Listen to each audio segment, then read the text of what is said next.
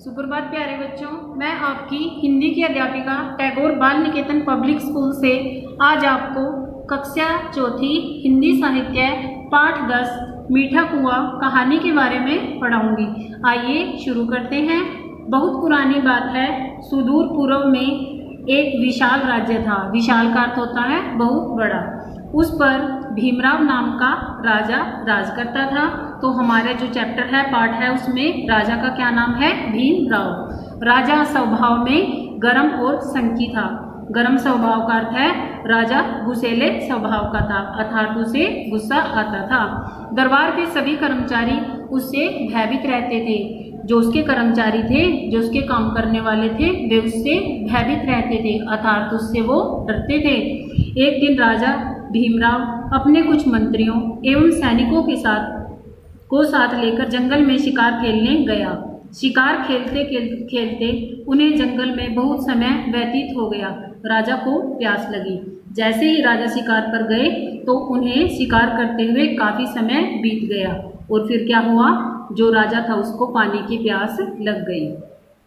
तभी राजा भीमराव के एक मंत्री की दृष्टि एक झोंपड़ी पर पड़ी। दृष्टि का अर्थ होता है नज़र, अर्थात जो भीमराव का मंत्री था तभी उसने एक झोंपड़ी देखी, जैसा कि आपको चित्र में दर्शाया गया है। वह राजा के साथ उसी ओर चल दिया। झोंपड़ी के निकट जाकर राजा बोला, मंत्री जी, उस झोंपड़ी से मेरे लिए पानी ले आओ, मैं यहीं खड़ा हूँ। मंत्री उस झोंपड़ी के पास पहुँचा। उस झोंपड़ी में बीखू नाम का एक भील रहता था। जो भील था उसका क्या नाम था? बीखू। उसकी पत्नी सहना भी उसके साथ रहती थी, अर्थात जो चित्र में झोपड़ी दिखाई गई है वह किसकी है? बीखू नामक भील की। और उसकी पत्नी का क्या नाम था? सहना। मंत्री के पानी मांगने पर बीखू झोपड़ी के अंदर गया और अपनी पत्नी से बोला, बाहर हमारे महाराजा के मंत्री खड़े हैं, वह महाराज के लिए पानी मांग रहे हैं, मगर हमारे कुएं का पानी तो खारा है। यह पानी महाराज कैसे पी सकते हैं? तुम चिंता मत करो, मैं पानी में शक्कर मिला दूंगी, तब राजा को खारेपन का पता तक न चलेगा। उसकी पत्नी ने आश्वासन देते हुए कहा। उसकी पत्नी ने क्या कहा? बीखू की सहना ने कि मैं क्या करती हूँ, जो उनका कुआं था उनकी झोपड़ी के अंदर उसका पानी खारा था, कि मैं क्या करती हूँ, पानी में थोड़ा सा मीठा अर्थात शक्कर मिला देती हूँ, जिसकी वजह से राजा को हमारे कुएं का पानी खारा नहीं लगेगा। राजा ने जो ही पानी पिया तुरंत बोल उठे, वाह कितना मीठा पानी है, इतना मीठा पानी तो मैंने हमारे महल के कुएं का भी कभी नहीं पिया। फिर एकाएक राजा बोले, एकाएक का अर्थ होता है अचानक से, एकदम, मंत्री जी, हमें यह कुआं अपने महल में चाहिए। बील को हमारी आज्ञा का पालन करने के लिए कहिए। अगर उसने ऐसा नहीं किया तो उसे फांसी पर चढ़ा दिया जाएगा, क्योंकि जो राजा था वह कैसे स्वभाव का था? गर्म स्वभाव का। अब उसने क्या कहा कि जो ये बीखू का कुआं है उसको महल में ले जाना है, नहीं तो मैं बीखू को फांसी पर चढ़ा दूंगा। बीखू पास खड़ा राजा की बात सुन रहा था। वह बहुत अधिक घबरा गया, मगर उसकी पत्नी सहना जरा भी नहीं डरी। वह बहुत साहसी और चतुर थी। चतुर का अर्थ होता है बच्चों चालाक। वह तुरंत आगे आकर बोली, आप तुरंत राजा के पास जाइए और उन्हें बोलिए कि इस कुएं को उनके महल में पहुंचाने के लिए 10,000 स्वर्ण मुद्राएं खर्च करनी पड़ेंगी। स्वर्ण मुद्राएं का अर्थ होता है सोने के सिक्के। साथ ही 1 मास का समय लगेगा। मास का अर्थ होता है महीना। शेष सब कुछ मुझ पर छोड़ दो। जो सहना थी वह कैसी थी? बहुत चतुर और चालाक। उसने क्या कहा कि आप राजा को कहिए कि हमें 10,000 सोने की मुद्राएं दे, 1 महीना हमें लगेगा, जिससे हम कुआं राजा के महल में ले जाएंगे। बीखू राजा के पास गया और अपनी पत्नी द्वारा कही गई बात राजा के सामने दोहरा दी। दोहराने का अर्थ है पुनः से उसी बात का उच्चारण किया जो उसकी पत्नी ने उसको बोला था। राजा भीमराव उसकी बात सुनकर खुश हुए। उन्होंने अपने मंत्री से कहा, मंत्री जी, इस भील को तुरंत 10,000 स्वर्ण मुद्राएं दे दी जाएं। मंत्री ने राजा की आज्ञा का पालन किया, उसकी इच्छा के अनुसार धन दे दिया। जो कि क्या हुआ था? बीखू ने बोला था कि हमें कितनी मुद्राएं चाहिए? 10,000। तो राजा ने क्या किया? साथ के साथ ही उसे 10,000 मुद्राएं दे दी। भील धन लेकर अपनी झोपड़ी में पहुंचा।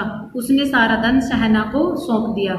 सहना ने अपनी योजना के अनुसार कुछ मजदूर इकट्ठे किए और उन्हें 50-50 स्वर्ण मुद्राएं दी और कहा, जाओ राजमहल में वहाँ एक कुआं खोदो। सहना ने क्या किया, जो उसको पैसे मिले थे उसने कुछ कुछ पैसे अन्य लोगों को दिए जिनकी संख्या आपकी बुक में दर्शाई गई है 50-50 स्वर्ण मुद्राएं, और कहा कि राजमहल में जाकर तुमने क्या करना है, एक कुआं खोदना है।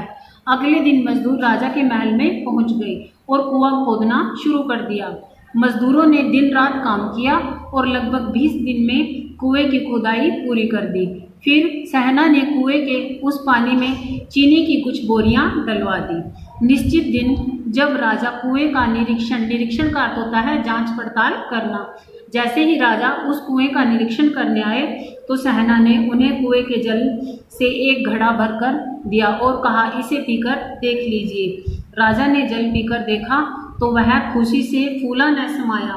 फूला न समाया क्या है, यह एक मुहावरा है जिसका अर्थ होता है बहुत प्रसन्न होना अर्थात खुश होना। जल वास्तव में बहुत मीठा था।